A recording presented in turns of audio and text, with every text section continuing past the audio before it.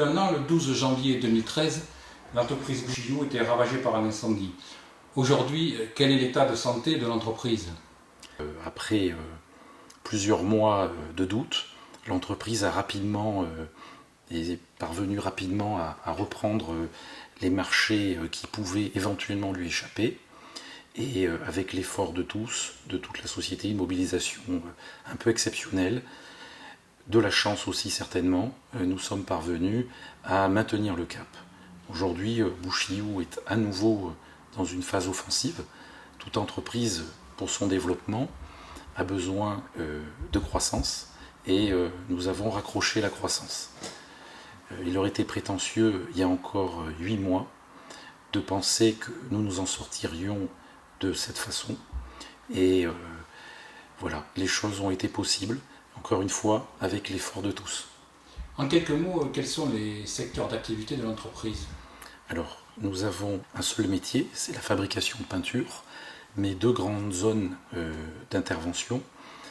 La peinture, et c'est notre zone dominante industrielle, c'est-à-dire des peintures faites sur mesure, qui répondent à des cahiers des charges et qui remplissent des caractéristiques physiques, chimiques très particulières.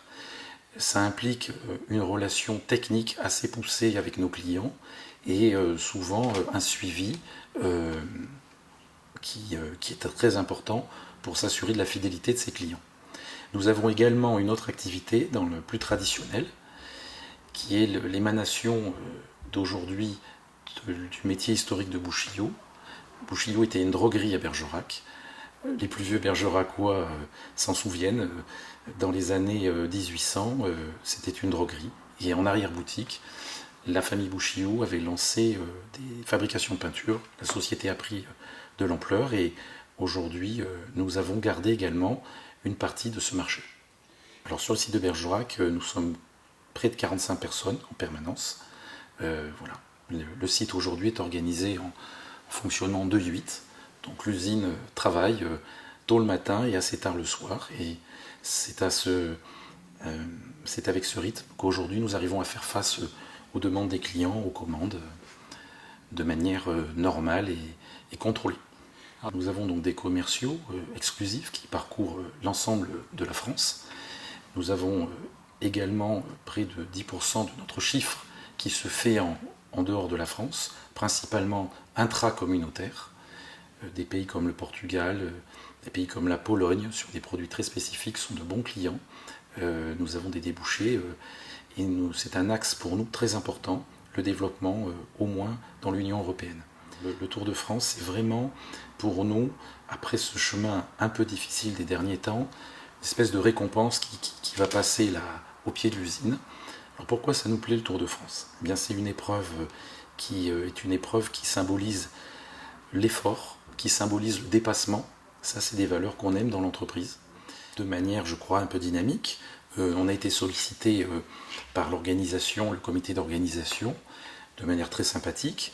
On a été heureux d'offrir des peintures pour notamment de nombreux vélos de récupération étaient peints par des enfants dans des couleurs homologuées Tour de France, donc c'est pas un problème pour nous. On connaît le pois rouge, les maillots jaunes, et ainsi de suite. Donc ces vélos ont été mis en œuvre par Repin avec des concours efficaces d'enfants et dispersés un petit peu dans le Bergeracois. Donc ça, c'était notre première un petit peu notre petit apport sympathique au comité d'organisation. Par ailleurs, nous avons souhaité inviter et remercier certains clients. Plus d'une trentaine de nos clients seront présents lors de l'étape du contre-la-montre. Nous aurons un stand et nous pourrons les accueillir dans de bonnes conditions pour que de manière privilégiée, ils soient un petit peu au cœur de l'événement. Et enfin, on a souhaité utiliser nos peintures de traçage de terrain de sport pour faire un très grand Vive le Tour ou Vive le vélo, avec un vélo qui sera symbolisé sur le terrain qui est le pourtour de l'usine. Je peux vous montrer donc la photo du projet avec la vue aérienne. Et donc ça, évidemment, peut-être qu'on attirera aussi les caméras des hélicoptères du Tour de France.